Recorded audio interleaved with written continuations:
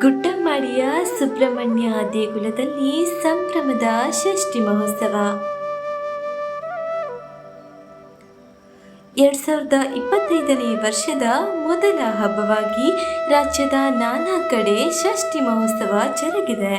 ಗುಡ್ಡಮಾಡಿಯ ಶ್ರೀ ಕ್ಷೇತ್ರ ಸುಬ್ರಹ್ಮಣ್ಯ ದೇಗುಲದಲ್ಲಿಯೂ ಅದ್ದೂರಿಯಾಗಿ ಷಷ್ಠಿ ಮಹೋತ್ಸವ ನೆರವೇರಿದೆ. ಪ್ರತಿ ವರ್ಷದಂತೆ ಈ ವರ್ಷವೂ ಅಪಾರ ಜನಸಂದಣಿ ದೇಗುಲದ ಸುತ್ತ ನೆರೆದಿದ್ದು, ದೇಗುಲದ ಅಲಂಕಾರ ಹಾಗೂ ಇತರ ವ್ಯವಸ್ಥೆಗಳು ಜನರ ಕಣ್ಮನ ಸೆಳೆದಿದೆ. ನಾಗದೇವರ ರೂಪ ಹೊತ್ತ ಸುಬ್ರಹ್ಮಣ್ಯ ದೇಗುಲದಲ್ಲಿ ಮುಂಜಾನೆಯಿಂದಲೇ ಅನೇಕ ಧಾರ್ಮಿಕ ವಿಧಿವಿಧಾನಗಳು, ಪೂಜೆ ಪುನಸ್ಕಾರಗಳು ನಡೆದಿದೆ. ದೂರದ ಊರಿನಿಂದ ಹರಕೆ ತೀರಿಸಲೆಂದು ಬರುವ ಭಕ್ತರ ಬಳಗ ಒಂದೆಡೆಯಾದರೆ, ನಮ್ಮೂರ ಹಬ್ಬ ಎಂದು ಜಾತ್ರೆಗೆ ಕುಟುಂಬ ಸಮೇತರಾಗಿ ಬರುವ ವರ್ಗ ಇನ್ನೊಂದೆಡೆ. ಅಪಾರ ಸಂಖ್ಯೆಯ ಭಕ್ತರನ್ನು ಸಂಭಾಳಿಸಲು ಅಲ್ಲಲ್ಲಿ ಸ್ವಯಂ ಸೇವಕರು ಸದಾ ಕಾರ್ಯಪ್ರವೃತ್ತರಾಗಿದ್ದರು. ವಿವಿಧ ಸೇವೆಗಳು. ಸಂತಾನಕಾರಕನಾದ ಶ್ರೀ ಸುಬ್ರಹ್ಮಣ್ಯ ದೇವರಿಗೆ ಭಕ್ತರಿಂದ ವಿವಿಧ ಸೇವೆ ಸಮರ್ಪಿಸಲಾಗಿದೆ. ತೊಟ್ಟಿಲ ಸೇವೆ, ಕಲಶಾಭಿಷೇಕ, ಹೂವಿನ ಪೂಜೆ, ಕದಳಿ ಸೇವೆ, ಹಣ್ಣುಕಾಯಿ ಸೇವೆ, ಮಡೆ ಪ್ರದಕ್ಷಿಣೆ, ಆಶ್ಲೇಷ ಬಲಿ, ತುಲಾಭಾರ ಸೇವೆ, ಅಂಜನ ಸೇವೆ, ಹೂವಿನ ಅಲಂಕಾರ ಪೂಜೆ, ಹರಕೆ, ಪಾರಾಯಣ, ನಾಗದರ್ಶನ ಇತರೆ 10 ಸೇವೆಗಳನ್ನು ದೇವರಿಗೆ ಸಮರ್ಪಿಸಲಾಯಿತು. ಮೂಲ ಪ್ರಸಾದ. ಕುಕ್ಕೆ ಸೇರಿದಂತೆ ಕೆಲವು ದೇಗುಲದಲ್ಲಿ ಮಾತ್ರವೇ ಮೂಲ ಪ್ರಸಾದವನ್ನು ನೀಡುವ ಸಂಪ್ರದಾಯವಿದೆ. ಅಂತಹ ದೇಗುಲಗಳಲ್ಲಿ ಶ್ರೀ ಗುಡ್ಡಮಾಡಿಯ ಸುಬ್ರಹ್ಮಣ್ಯ ದೇಗುಲ ಕೂಡ ಒಂದು ಎಂದು ಹೇಳಬಹುದು. ಇಲ್ಲಿ ದೇವರ ಮೂರ್ತಿ ಸ್ಥಾಪಿಸಲ್ಪಟ್ಟ ಸ್ಥಳದಿಂದ ಮಣ್ಣನ್ನು ಪಡೆದು ಭಕ್ತರಿಗೆ ಅದನ್ನು ಪ್ರಸಾದ ರೂಪದಲ್ಲಿ ನೀಡಲಾಗುವುದು.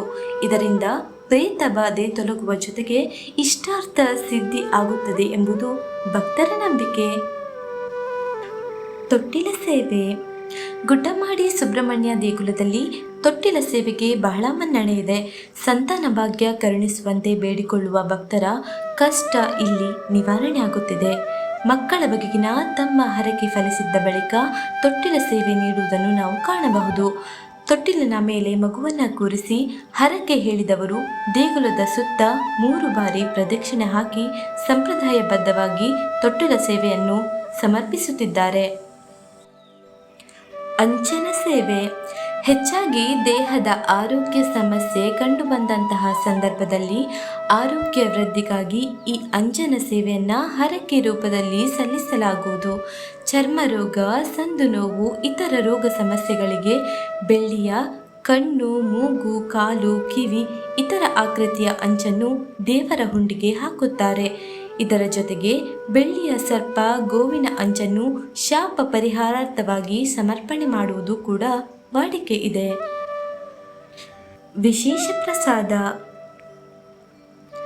ತಿರುಪತಿಯಲ್ಲಿ ತಿಮ್ಮಪ್ಪನ ಲಡ್ಡು ಪ್ರಸಾದದಂತೆ ಈ ಕ್ಷೇತ್ರದಲ್ಲಿ ಪುಳಿಯೋಗರೆ ಬಹಳ ಫೇಮಸ್ ಎನ್ನಬಹುದು. ಪುಳಿಯೋಗರೆ, ಪಾಯಸ, ಚಟ್ಟಂಬಡೆಯನ್ನು ದೊನ್ನೆಯಲ್ಲಿ ಭಕ್ತರಿಗೆ ನೀಡುತ್ತಾರೆ. ಇದನ್ನು ಮಧ್ಯಾಹ್ನ 2 ಗಂಟೆಯಿಂದಲೇ ವಿತರಿಸಲು ಆರಂಭ ಮಾಡಿದ್ದು, ರಾತ್ರಿ ತನಕವೂ ಈ ಪ್ರಸಾದ ವಿತರಣೆ ಷಷ್ಠಿ ಮಹೋತ್ಸವದಂದು ಇರಲಿದೆ. ಲಕ್ಷಾಂತರ ಮಂದಿ ಸರತಿ ಸಾಲಿನಲ್ಲಿ ಕಾದು ನಿಂತು ಈ ಪ್ರಸಾದವನ್ನು ಪಡೆಯುತ್ತಾರೆ. ಕೆಲವರು ಅಲ್ಲೇ ಪ್ರಸಾದವನ್ನು ಸ್ವೀಕರಿಸಿದರೆ, ಇನ್ನು ಕೆಲವರು ಇದನ್ನು ಮನೆಗೆ ಕೊಂಡೊಯ್ದು ಮೀಸಲು ಬಳಸಿ ಬಳಿಕ ಸ್ವೀಕಾರ ಮಾಡುವುದು ಕೂಡ ವಾಡಿಕೆಯಲ್ಲಿದೆ. ಷಷ್ಠಿ ಮಹೋತ್ಸವದ ಕೊನೆಯ ದಿನ ದಾನಿಗಳ ಮತ್ತು ದೇಗುಲದ ಟ್ರಸ್ಟ್ ವತಿಯಿಂದ ಅನ್ನದಾನ ಸೇವೆ ಇರಲಿದೆ. ದೇಗುಲದ ಸುತ್ತ ಪ್ರಾಂಗಣ ಮತ್ತು ಭೋಜನ ಶಾಲೆಯಲ್ಲಿ ಭಕ್ತರಿಗೆ ಅನ್ನಪ್ರಸಾದ ವ್ಯವಸ್ಥೆಯನ್ನು ಮಾಡಲಾಗುವುದು. ಊರ ಮತ್ತು ಪರ ಊರ ಭಕ್ತರು ಇದರಲ್ಲಿ ಪಾಲ್ಗೊಳ್ಳುವರು. ಬಡವರ ಪಾಲಿಗೆ ಅಮೃತ. ಹಿಂದಿನ ಕಾಲದಲ್ಲಿ ಜನರು ಪ್ರಸಾದ ಮಿಕ್ಕಿದರೆ ಮನೆಯ ದೊಡ್ಡ ಪಾತ್ರೆಗಳಿಗೆ ಅದನ್ನು ಕೊಂಡೊಯ್ಯುತ್ತಿದ್ದರು. ಬಳಿಕ ಬಿಸಿಲಿಗೆ ಪುಳಿಯೋಗರೆ ಅನ್ನವನ್ನು ಒಣಗಿಸಿ ಬೇಕಾದಾಗ ಅದನ್ನು ನೀರಿಗೆ ಹಾಕಿ ಬೇಯಿಸಿ ಪುನಃ ಸೇವನೆ ಮಾಡುತ್ತಿದ್ದರು. ಹೀಗೆ ಮಾಡುವಾಗ ಎಂದಿಗೂ ಕೂಡ ಅನ್ನ ಹಳಸುತ್ತಿರಲಿಲ್ಲ. ಪ್ರಸಾದದ ರುಚಿ ಎಂದಿಗೂ ಕೆಡುತ್ತಿರಲಿಲ್ಲ. ಅದು ಬಡವರ ಪಾಲಿನ ಅಮೃತವಾಗಿತ್ತು ಎಂದು ಇಲ್ಲಿನ ದೈವಿಕ ಶಕ್ತಿ ಬಗ್ಗೆ ಸ್ಥಳೀಯ ನಿವಾಸಿಗರು ತಿಳಿಸಿದ್ದಾರೆ. ಎಲ್ಲಿದೆ ಈ ದೇಗುಲ? ಉಡುಪಿ ಜಿಲ್ಲೆಯ ಕುಂದಾಪುರ ತಾಲೂಕಿನ ಗುಡ್ಡಮಾಡಿಯಲ್ಲಿ ಈ ಕ್ಷೇತ್ರವಿದೆ.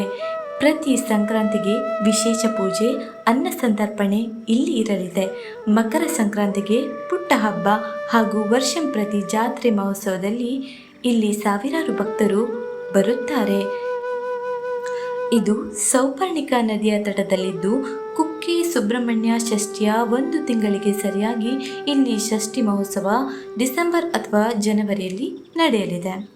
ಕುಂದಾಪುರದಿಂದ 15 kilometre, ಮರವಂತೆಯಿಂದ 8 kilometre, Senapura railway ಸ್ಟೇಷನ್ನಿಂದ 1 kilometre ದೂರದಲ್ಲಿ ಈ ದೇಗುಲವಿದೆ.